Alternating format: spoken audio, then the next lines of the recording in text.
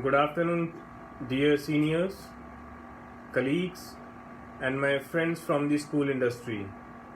I am Advocate Atul Jain. I welcome you all to this session where I will try to give whatever little legal acumen I have about Delhi School Education Act and rules.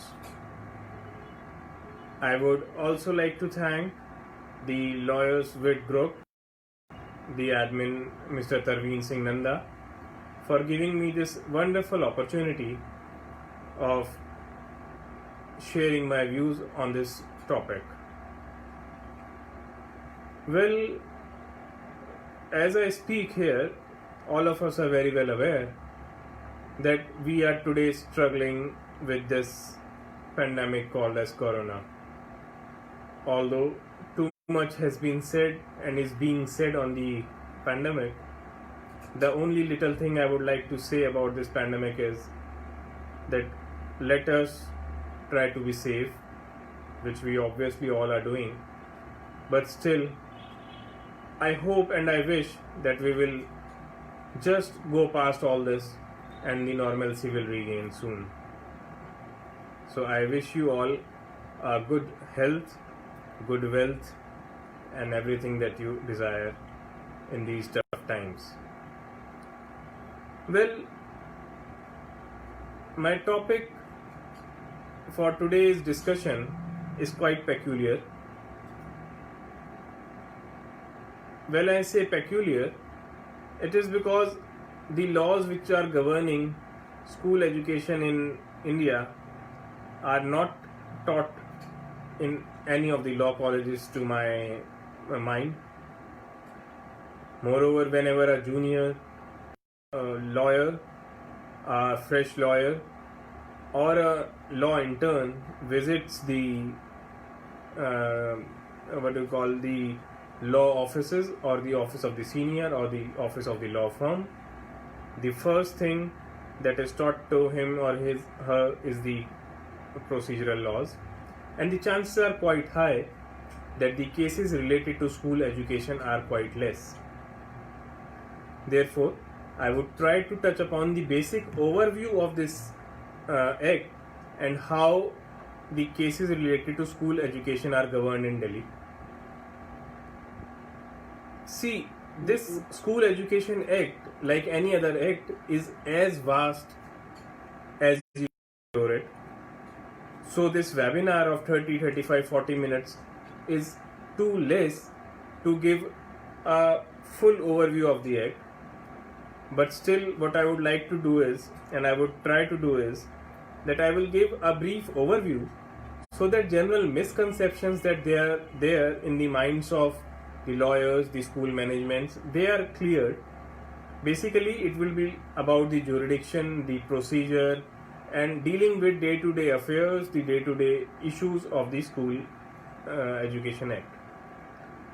Well, Delhi School Education Act and Rules 1973 is governed, is basically has been enacted for the schools in Delhi.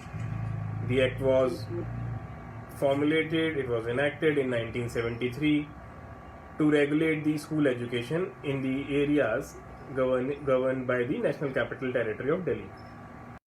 Like any other act, Section 2 of the act gives the definition clause, and it deals with various terms like the head of the school, the employee, the school, etc., the various terms that are being used in the act. When I talk of definition clause, there are certain things which come to my mind. There are certain peculiarities or nitty-gritties of the act which otherwise are like misconceptions in the mind of people. So I'll share a few of them. First one that comes to my mind is that school is not a separate juristic entity. Mind you, the school does not have a legal entity of its own. The Honorable Supreme Court in the judgment titled as MCD versus Children Book Trust, AIR 1992, SC 1456 has held that the school does not have a separate legal identity of its own. So how does a school operate? The school has to operate either under the society or a trust.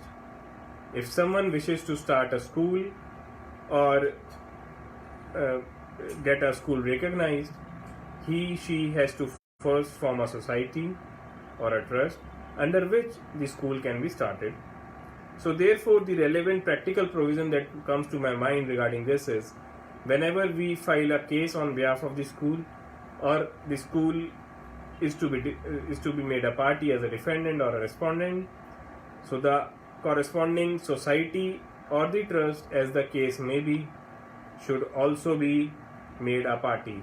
However, the schools they are quite ignorant of this fact. Sometimes the lawyers are also ignorant of this fact, and sometimes the honorable judges are also not too technical on this aspect of law. But there was this instance, I remember a case where I have taken this particular objection, where the society was not made a party, and we application and the suit got dismissed. So therefore one should also be very, very particular about this aspect of the school not being a separate juristic entity, and one should always implicate the society and the trust with it. My dear friends, this session is going live on the Facebook page of the group Lawyers Wit, as well as my Facebook page by the name of Atul Jain. If somebody is having difficulty in watching any of the two pages, the next best broadcast can be looked into. So moving ahead, the authority which runs the schools, which governs the school, is Directorate of Education. Of course, it runs under government of NCT Delhi. It is headed by a director, and it controls the functioning of the schools, any kind of schools, the kind of schools which I will be just giving. So all the schools, include the private unaided ones, are also governed by Delhi School Education Act, and the controlling authority is Directorate of Education. So whenever we are filing any case, we may either implicate Directorate of Education or the government of NCT of Delhi, or both of them, or sue Directorate of Education through government of NCT of Delhi. So coming on to the kinds of school, they are broadly classified as: first, the government schools, which are run wholly and solely by the government of Delhi. Second are the aided schools, which get 95% of from the government. And third category is unaided private schools, which are run exclusively out of the fundings of the private bodies, which may be society and the trust, as I just told. I have come to know certain messages are coming that people, they are having difficulty in watching my broadcast on my private Facebook account. So they may very well log in to the Facebook account of I think Lawyers Wit Group. The Facebook broadcast is doing fine, so they may log into the Lawyers Wit Facebook group. So coming on to section 8, terms and conditions of services. Now this section is very important, because this is the section which is being dealt by the lawyers and by the schools. In I'm having some questions. Can we have the questions later on in the next segment? So section 8 deals with the terms and conditions of services in private schools, and this aspect is very important. Why I say so is because the lawyers as well as the school management, they are dealing with this particular topic of terms and conditions in everyday day-to-day life. So section 8, when it talks of the conditions, it also talks of the punishments. So the three basic punishments, I'll elaborate in the later part. The three basic punishments which can be visited upon the employee are dismissal in rank, dismissal from service, reduction in rank, and removal from service. So of course, for all the three, the prior approval of Directorate of Education is required, and the employee can very well appeal against the said order of the school to Delhi School Tribunal, I'll come over in the next part, within 3 months of the said order. Another important aspect which is being covered by section 8 is that of suspension. I will discuss the suspension in detail in the later part when I come to the rules. See, now before touching upon the aspect of jurisdiction, slightly I would like to mention here is that the three penalties, namely dismissal, removal and reduction in rank, they are challengeable, they are appealable, these orders, before the Delhi School Tribunal, and the appropriate forum to contest the order of suspension is Delhi High Court. So this is a distinction. I will elaborate it in the further part. So another important aspect of this act, and which is relevant from the point of view of the employees, is section 10. Section 10 talks of scales of pay and allowances. So what section 10 says is that the scales of pay and allowances of all the employees of private unaided schools are to be the same like that of the schools run by the government of Delhi. To say, pay, allowances, gratuity, PPF, everything that is being whatever is entitlement of the employee of the government school, the same entitlement is there for the employee of the private unaided schools also. So when we talk from the angle of the employees, the teachers and the non-teaching staff, this section 10 is very much relevant, because the schools have to implement everything, commissions and the relevant financial laws, and they have to pay all the employees in total. Now another aspect which is related to section 8 is the constitution of Delhi School Tribunal. See, Delhi School Tribunal is constituted as per section 11 of the Act, and it is being headed by a person who has held the post not less than that of a retired district judge. At present, Shri Dilbag Singh Punia, who happens to be a retired district judge, is the presiding officer of Delhi School Tribunal. Delhi School Tribunal in Delhi is situated at Lucknow Road, Timarpur, and it starts basically, the proceedings they are conducted after 2 p.m. So as I mentioned earlier also, dismissal, removal and reduction in rank, these three penalties can be contested by the employee before the Delhi School Tribunal. In day-to-day practice, what we observe is, I had a recent case when I was contesting from the side of the school, that the employee, she challenged the order of removal from the service for the Honorable Delhi High Court. 6 months got wasted, and after the end of some 6-7 months, the matter was finally withdrawn with liberty to approach the Delhi School Tribunal. So this provision of section 11 and as to where one should file the challenge to the order of the school is very much important.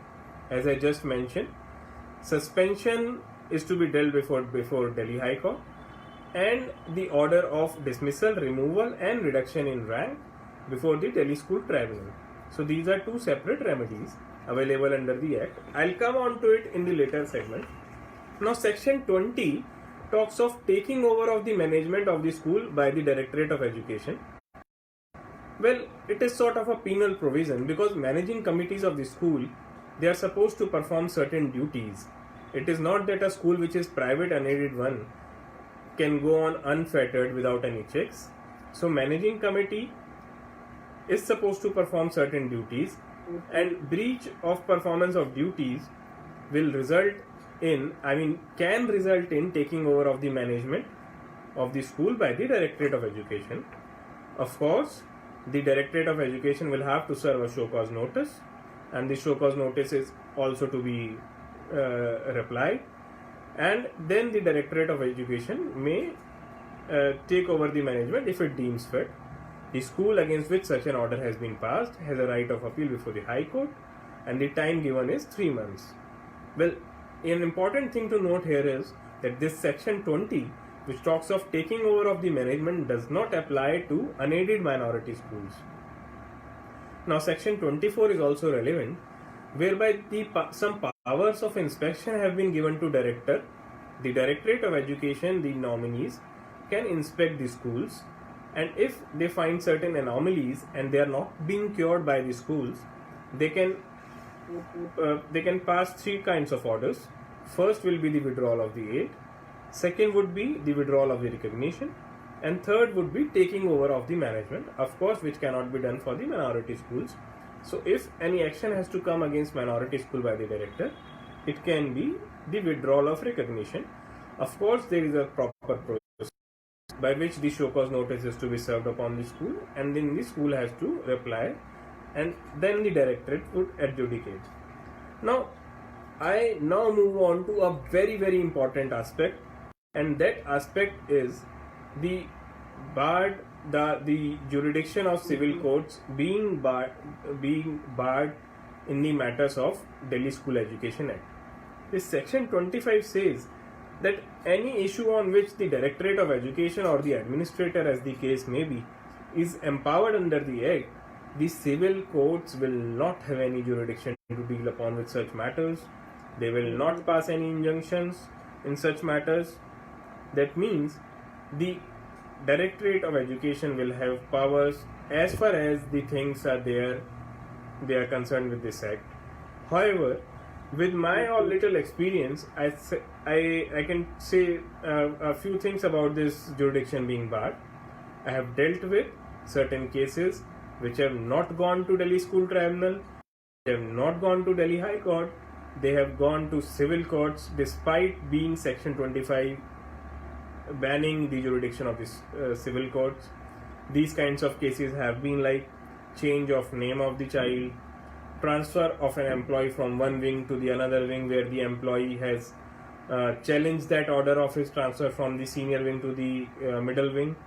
Another instance was when a student, she filed this suit for damages when the school did not give her stream of her choice. So there have been certain instances where we have contested the matters on behalf of the school in the civil courts as well, despite section 25 being there. So this is brief overview about how the matters are to be dealt with by the lawyers when some school or an employee approaches them. Now I come over to scheme of management. This portion will be important for the schools from the school's point of view. Like scheme of management, it gives how the school is to be managed, be it an aided school, be it a school. See, the scheme of management as envisaged under Rule 59 says that for an aided school, maximum 15 members will be there, and for unaided school, maximum 21 members will be there. So it talks of the composition of the managing committee, the term of the managing committee, the manner of election, the manner in which the managing committee is to be elected. The main aspect of section Rule 59, which talks of scheme of management, is the powers of the head of the school or the school principal, as we call them on day-to-day basis. So Rule 59 gives a lot of powers which the school principal is vested with. All the school principals, I can see some of them on my screen. Their names are flashing on the screen on my personal channel also. So I would advise you to go through Rule 59, which will give you a fair amount of idea about the powers that you people have. So Rule 59 is about the scheme of management. Now I move on to Chapter 8. The main focus, the main of the present webinar would be on Chapter 8, because Chapter 8 is such an important aspect of this entire Act, which deals with the terms and conditions of the employees, their services of the their services, the employees of the private recognized and aided schools. So Section 8 is one such section which is of interest for the lawyers, for the school management, and for everybody. So starting with Rule 96, it talks of selection committee. It talks as to how the selection of the principal or any other employee like teachers etc. is to be done. Well, for principal, I remember a very interesting case and it formed a landmark judgment also. This is regarding private unaided schools I am talking of. That this school, it advertised in the newspapers, I mean it invited applications from the world at large for the post of principal. Some of the employees contested that action of the school by which it has advertised the post, and the High Court finally held, the Delhi High Court, Honorable Delhi High Court finally held that first DPC is to be done. DPC is Departmental Promotion Committee is to be formed. The top 5 PGTs to be taken in the zone of consideration, and the school has to conduct and evaluate these 5 and select one out of them, not necessarily the senior, and he or she can be appointed as the school principal only and only if the school finds that all these 5 people, they are ineligible for the, then it can move on the next step and advertise for the post. Some schools, my personal knowledge, in my personal knowledge, there are certain schools which straight away move to the second step of advertisement, which is per se illegal. However, what happens is that since nobody is challenging it, so the action of the school to advertise the post in the first instance goes unfettered. I can see certain suggestions coming on my personal Facebook post of people asking me to talk in Hindi also. So I can give a one-liner about my entire explanation. देखिए, जब भी किसी school को अपने principal को appoint करना है तो उनको पहले एक कमेटी बना करके, डीपीसी जिसको बोला जाता है, एक कमेटी बना करके उसको अपने 5 पीजीटीज जो सीनियर मोस्ट हैं उसका एक जोन ऑफ कंसिडरेशन बनाना है. उनमें से जो बेस्ट सूटेबल उनको लगते हैं उनको सिलेक्ट करना है. यदि इस स्टेप से वो नहीं कर पा रहे हैं selection by way of DPC, then they can move on to inviting of the applications. So this is the basic concept of appointment of the school principal. There have been so many cases because the school managements, they have been doing this for long. सालों साल से school managements अपने school principal को एक advertisement के करते आ रहे थे, जो कि गलत है. तो ये लॉयर्स और स्कूल मैनेजमेंट्स दोनों के लिए एक बहुत इंपॉर्टेंट एस्पेक्ट है. एक बात यहाँ पे मैं टच करना चाहूंगा, it is regarding officiating principal.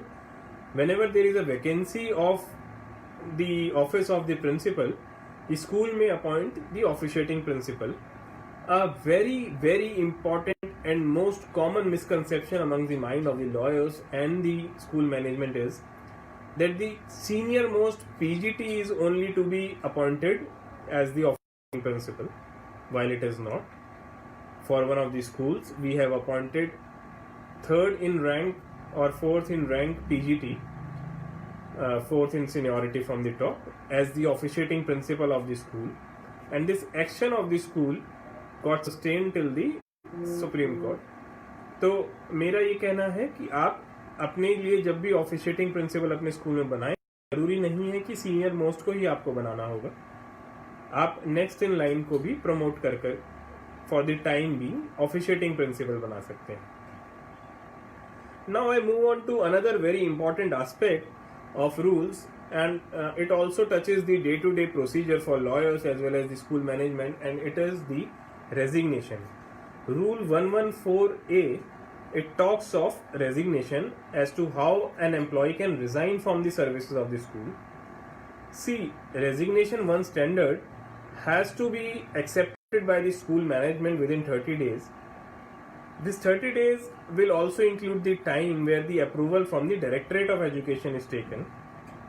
However, a very important thing to note here is, and that is too much important from the point of view of the employees, that if the resignation has been withdrawn by the employee before it has been accepted by the managing committee and the director, the resignation will stand revoked.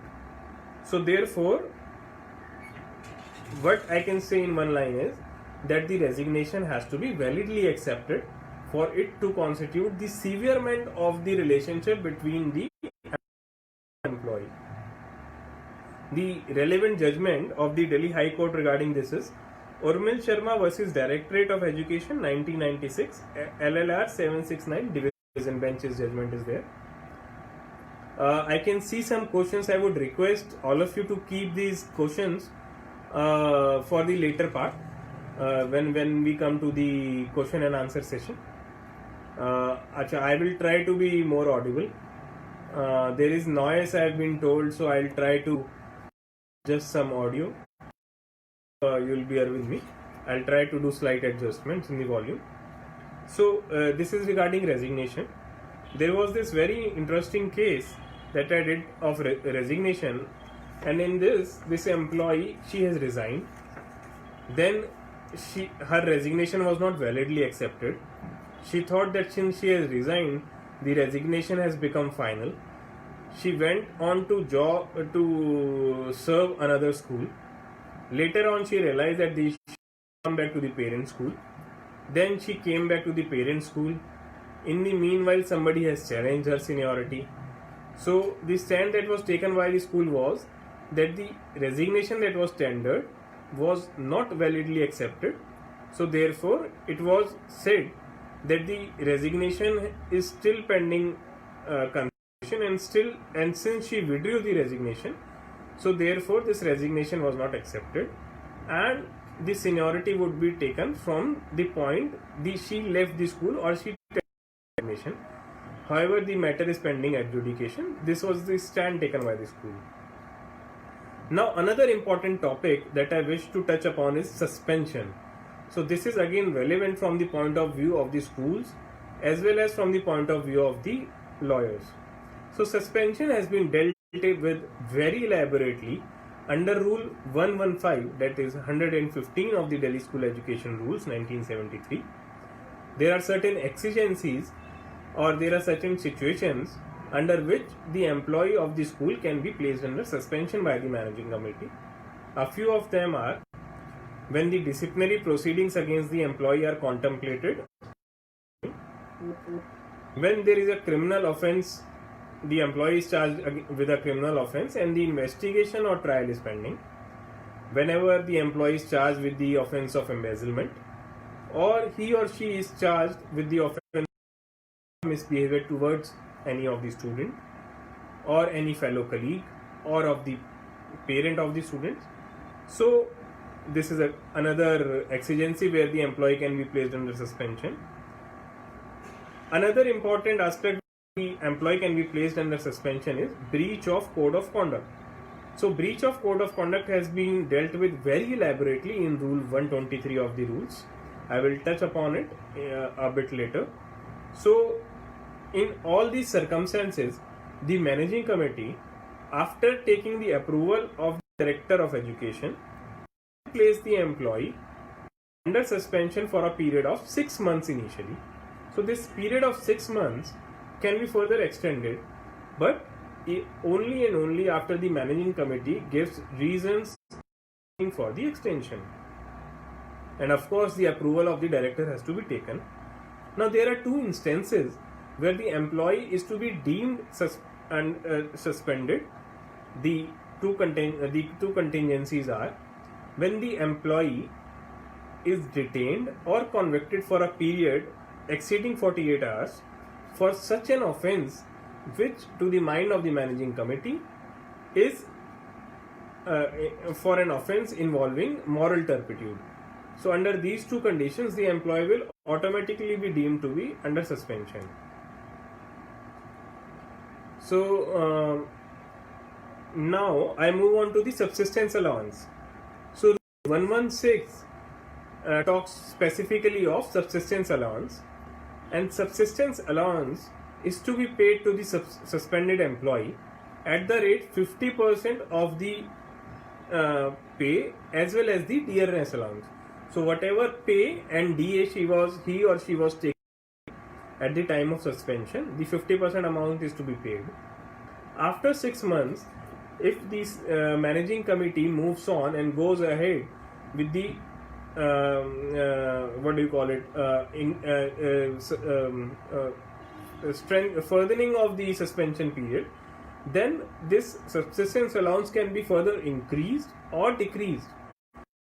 Another of the subsistence allowance, if the managing committee feels that for the reasons attributable directly to the employee, the inquiry has to be elongated. So it can be increased or decreased accordingly. I hope the voice is audible at everybody's end. If you can just raise your hand or say hi, because I can see some message from a fellow lawyer. He says that voice is not audible.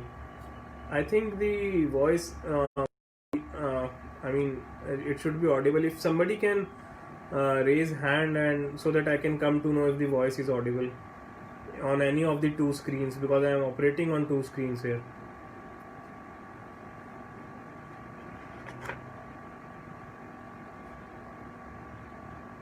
If somebody can raise the hand, okay, right, thank you, I got it.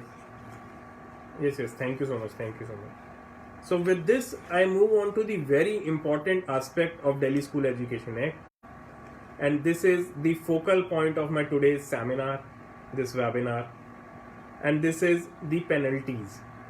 So penalties are the most relevant, the most voluminous, the most important of the cases that the lawyers get on day-to-day basis. This is such a topic which the school managements are facing on day-to-day basis. So I would like to comment upon this penalties aspect in a detailed manner. See, Rule 123 of Delhi School Education Rules talks about the Code of Conduct. So Code of Conduct says that teachers should not be engaging themselves in a behavior which is basically unbecoming of a teacher. There are some 20-21 sub rules to that also. There are 20-21 instances which qualify to be a code, and their breach as a breach of code of conduct. But what encompasses all of this is that basically the behavior of the employee should be such that it should be ethical, moral, and not unbecoming of an employee. So Rule 123, whenever it is breached, whenever there is a breach of code of conduct, then the penalties would follow.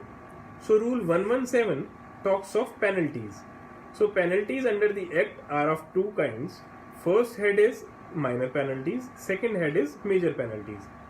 Minor penalties would include, that means like a warning, recovery from pay for the monetary loss that has been caused due to the act of the employee, act or omission as the case may be. And third would be withholding withholding of the increment. This is the day-to-day minor, for the minor faults, the acts, the omissions of the employee, that the schools generally go ahead with the minor penalty so that to create discipline in the school. Major penalties, there are four kinds, namely reduction in rank, like you demote a PGT to TGT, that would come into reduction in rank. Then compulsory retirement, removal from service, and dismissal from service. So these four constitute major penalties under the Act. So I will come to the procedure of the minor penalties first. For imposing of the minor penalties, the procedure is not too stringent. For minor penalties, the school would give the information of the imposition of penalty, the intention of imposition of penalty to the employee, and give him or her a chance to represent against the penalty. And if the school feels, it can go ahead with the minor penalty or just leave the case there as it is. Major penalties, they are to be imposed in a very strict manner. See, I have seen cases over the years where the offense, the breach of code of conduct of the teacher was absolutely proven, but she got scot just because the inquiry was not conducted properly. Because it somehow happens that the school managements, they generally do not take the advice of the lawyers while conducting the inquiry, and the inquiry gets vitiated on one point or the other, despite the fact, I repeat again, that the teacher has been found guilty. So the procedure has been given in Rule 120, and the disciplinary authority that has to be constituted to impose major penalty is the constitution of the disciplinary authority is given under Rule 118. So disciplinary authority would constitute 5 of these people. First would be the chairman of the school, second would be the manager of the school, third would be the nominee of director of education, the fourth will be the head of the school, and if the head of the school is himself or herself under inquiry, then the next in hierarchy, and the last constituent member of the disciplinary authority would be the teacher who has been appointed to the managing committee of the school by the school management. So these 5 would constitute the authority. Now moving on to Rule 120, which prescribes the procedure for imposing of the major penalty. So major penalty, as I just said, can be either reduction in rank, removal from service, compulsory retirement, and dismissal from service. So major penalty would be imposed after and only after following the due procedure of law as given under Rule 120. And I would request all of you to just be very vigilant while hearing out to the this procedure. So this disciplinary authority was that as I just talked of under Rule 118 would form definite charges, the charges which are levied against the employee, and along with the statement of allegations will be supplied to the employee against the inquiry is to be initiated. Mind you, at this stage the employee might also be kept under suspension. As I have just said previously, that suspension can be visited upon the employee when the disciplinary proceedings are pending, so that the employee does not tinker with the evidence or the witnesses. So in the first step, the charge sheets along with the statement of allegation will be supplied to the employee, and he or she will be asked to submit a statement of defense within 2 weeks of the same. If a defense is received and is found to be inadmissible, unjustifiable, or no defense at all has been received, then the school management and the disciplinary authority to conduct inquiry itself or by appointing an inquiry officer. Generally, I have witnessed that inquiry officers who are appointed are lawyers, because the inquiry is to be conducted mostly on the lines of a civil trial. So the lawyers are the people who are well versed with the procedure. So inquiry officers are from amongst the lawyers most of the times. These IOs, the inquiry officers, they call for a statement of allegation like the plaint or petition in normal courts. Then a reply is to be filed by the employee. Then a rejoinder has to come, and then evidences of both the school as well as the from employee side are taken. A point noteworthy here is that lawyers are not allowed to represent either the schools or the employee in the inquiry proceedings. So they have to conduct their proceedings themselves. So after the conducting of inquiry after following the due law and following the natural principles of natural justice, the inquiry officer would submit his report to the disciplinary authority. If disciplinary authority deems fit on the basis of the inquiry report, which it generally does, that the penalty should be imposed, a major penalty should be imposed, it may decide so and give a copy of the inquiry report to the employee. After that, along with this show cause notice, the employee is to be informed that the proposed action is this, and he has to be given a chance of 2 weeks to represent against the proposed action to be taken against him. After receiving the representation from the employee, or if representation is received as the case may be, the school may decide to impose the penalty, the major penalty, and inform the Directorate of Education accordingly. So the school needs to send the inquiry report, all the evidences and the pleadings, if we may call them, to the Directorate of Education for consideration. and after getting the approval from the Directorate of Education, the school may finally issue the order for imposition of the penalty. Mind you, at this stage, a very important aspect is that school managing committee is different from the school managing committee is the one which has appointed the employee. Disciplinary authority is the one which has been constituted under Rule 118 and which has conducted the inquiry. So the final order has to come from the school managing committee because it is the appointing authority. However, some of the constituent members are the same, but still the managing committee is the body which is appropriate to pass the orders. I have seen inquiries and orders getting quashed. The school managing committee did not pass the order imposing. So what thereafter?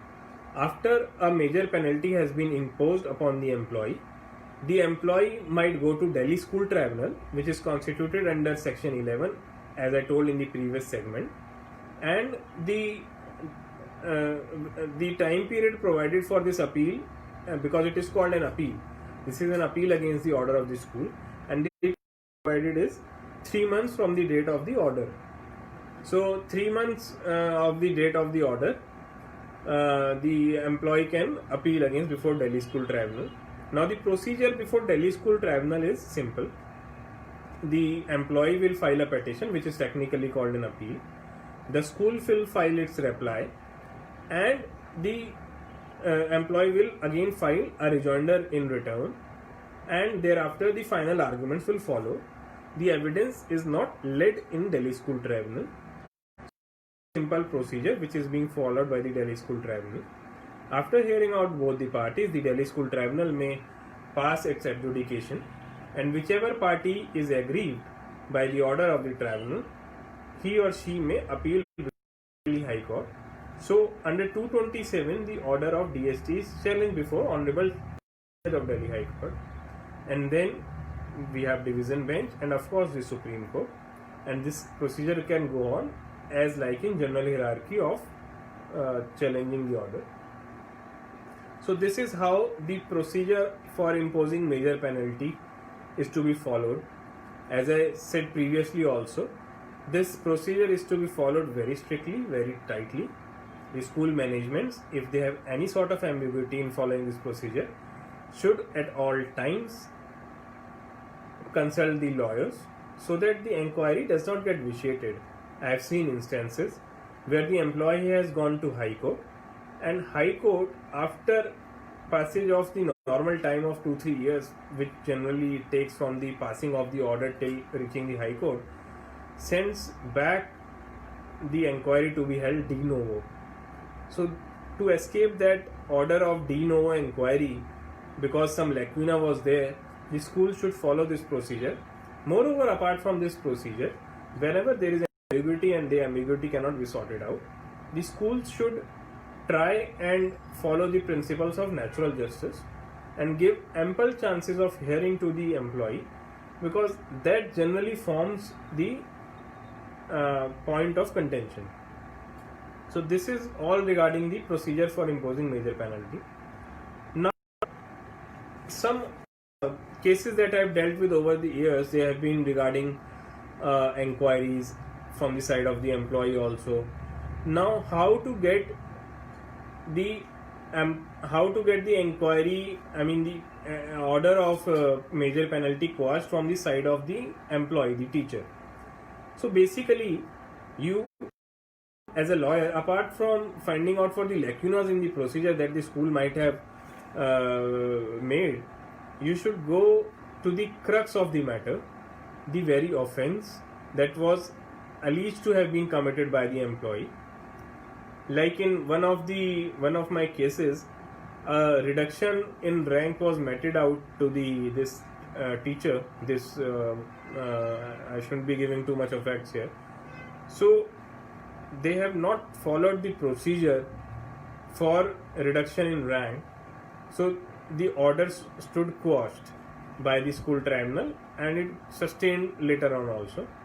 So basically, you have to go to the crux of the order as to what is the nature of the order by which the penalty has been imposed on the employee. If at all it falls in any of the four realms of the major penalty, one should see whether the offence alleged has some substance or not.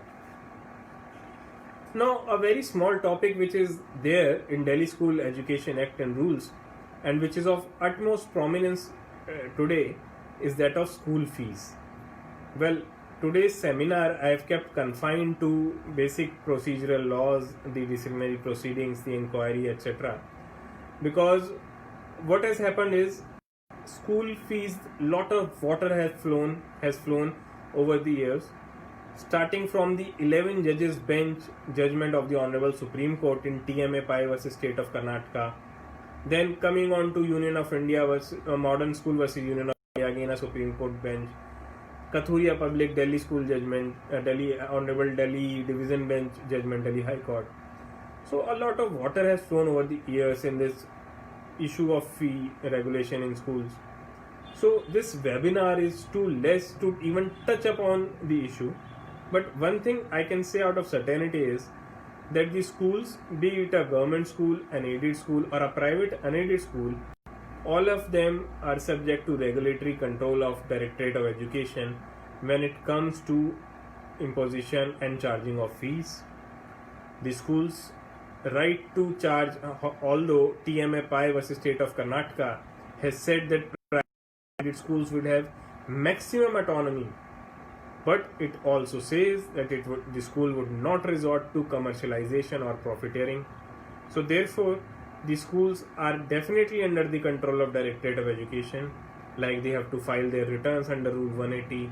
They have to seek prior approval. A certain class of schools, they have to seek prior approval before increasing the fees for the next session. So it is a very vast subject, and probably if given a chance, I would like to deal with it in some later session also. Another thing that is bothering schools in Delhi and some of the lawyers today is Justice Anil Dev Singh Committee. In one of the division bench's judgment of the case Delhi Abhivavak Mahasangh versus Directorate of Education, civil writ number 7777/2009, the division bench of Delhi High Court, headed by Justice Sikri, has appointed a committee which was headed by Justice Anil Dev Singh, the retired Chief Justice of Rajasthan High Court, by an order dated 12th August 2011. The committee was supposed to look into the fee hike of the private unaided schools in Delhi, which stand to around 400 in all in Delhi. It has invited the calculations from the school. This exercise has been going for past 7-8 years. This committee has given recommendations against around 480-490 schools in Delhi, which are supposed to refund. Many of the schools have challenged the orders before the Honorable Delhi High Court. They are pending adjudication. So this is again an aspect of Delhi school education which is bothering the schools today. And lawyers, of course, they are flooded with some cases regarding this Anil Dev Singh committee recommendations. So basically, the fee aspect of the school is vast, as I just said. So probably I can deal with it later on. Like there is this current situation in Delhi, rather all of India, whereby the parents, they are not willing to pay the fees, and maybe rightly comment upon that, because everybody is handcuffed, the finances have drained, everybody is constrained financially. So the parents, they are not willing to pay the fees. On the other hand, the constraint of schools is such that they need to pay their employees, they need to pay them, the teachers, the non-teaching staff, everybody, and the only source of income is fees. So there is this, sort of tiff going on, and the Directorate of Education has passed orders dated 17th April and 18th April 2020, giving certain guidelines. So schools, I advise you to follow those guidelines and not to violate them, and go quite soft on the parents. So I think this is all for today's session. And before I come on to the question answer part, I believe that all of you are keeping safe, your family is safe, you're taking full precautions, because the pandemic will pass one day or another. But we all, mind you, we all should be there in that corona free world. We will not leave anybody us. So I wish you all a very good luck. Now there were certain questions that were popping on my screen. If they can again send the questions on the screen, either of the two screens, so that I may answer them. There is this request from a learned friend. He says that if I can post this webinar on YouTube, I'll certainly do that, sir. I'll certainly do that, sir. I have a question coming from Sonakshi ji, and she says, if you could please tell whether an employee can be removed straight away if offences are grave. No, ma'am, as I just said, if a major penalty, so removal will mean a major penalty. So if a major penalty is to be imposed, howsoever grave the offence may be, the employee cannot be removed straight away. However, he or she may be suspended right away, as I explained in the suspension part. But for imposing the major penalty, the due procedure of disciplinary proceedings is to be followed. I hope that will suffice this. There was another question that was coming up previously. There were 2-3 questions. If you can please repeat your questions, I'll be glad to answer them.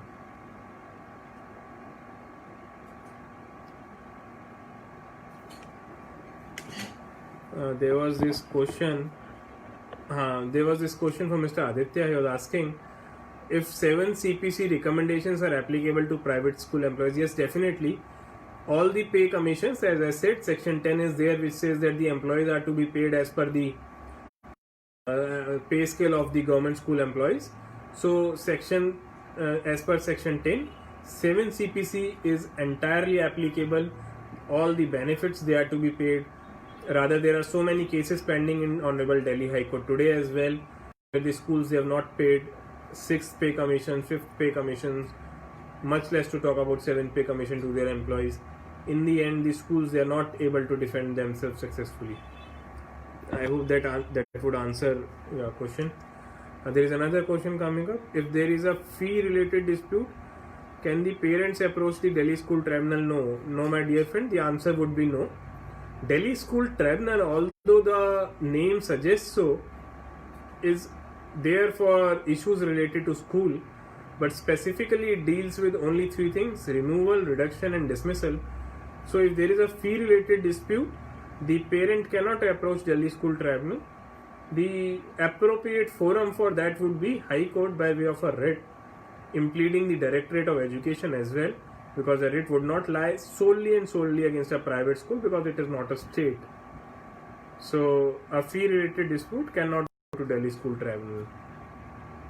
There is this question: what kind of cases we schools are dealt by civil court?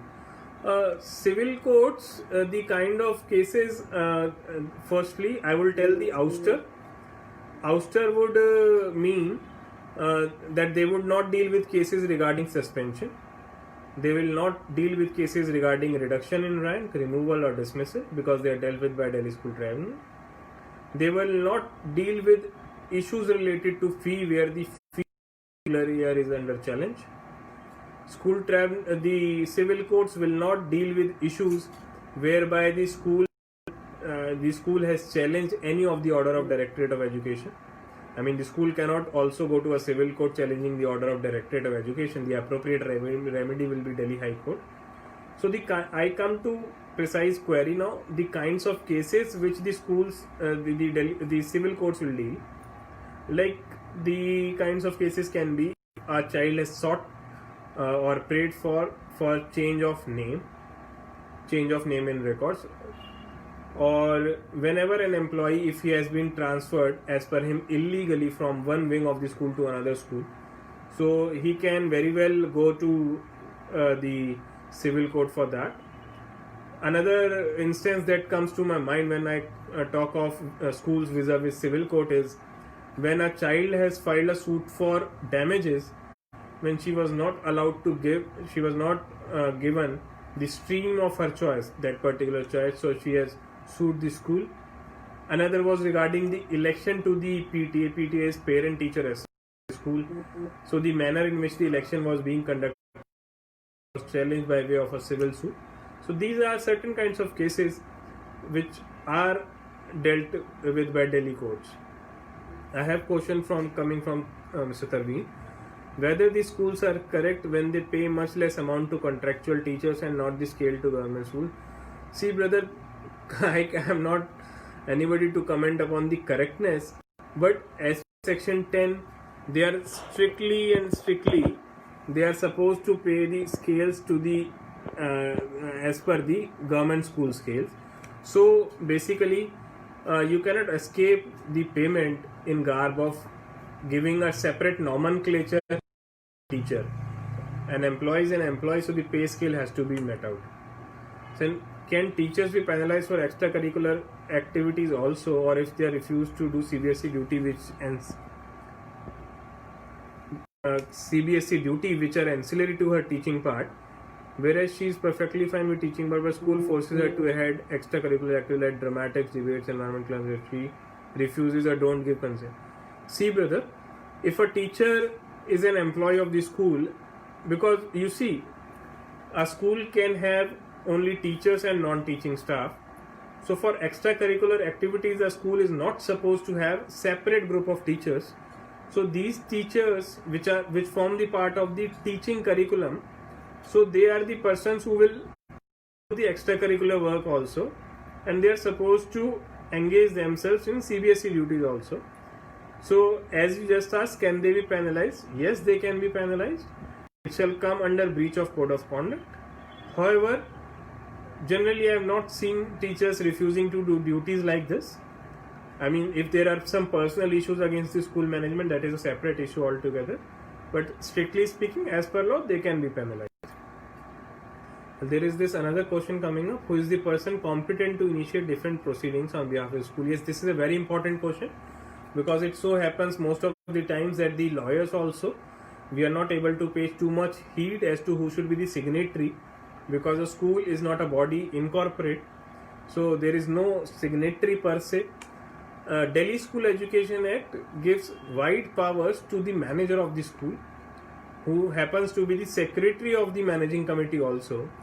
So the manager of the person is the right person, and generally if you go through the constitution of most of the schools they empower their manager to be the signatory, and the manager is the one who is signing all the documents, the orders, dealing in correspondences with the authorities. All the principals also do that, but find the appropriate person competent to initiate or defend the proceedings on behalf of the school would be the school manager.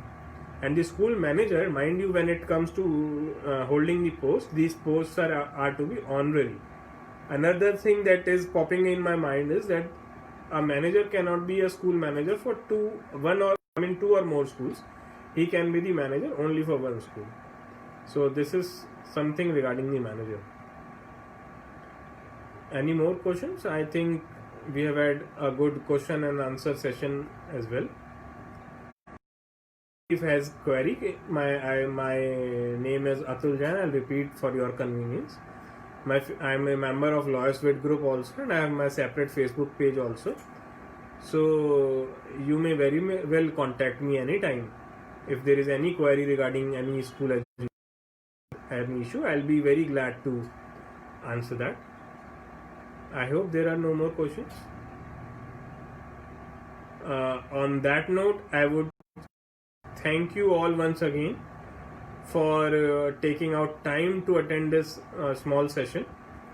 It's been almost 2.5 months that we have been locked down inside under the lockdown. We have been attending day-to-day sessions, the webinars, and it somehow it brings monotonous nature to them also. So still you people joined in and you people participated and sat throughout the session. I'm quite grateful, and I wish that everything gets to normal back again, and we will see each other once again face to face in a corona free world. बहुत जल्दी मिलेंगे आमने सामने corona मुक्त दुनिया में. Thank you, धन्यवाद. I am deeply obliged.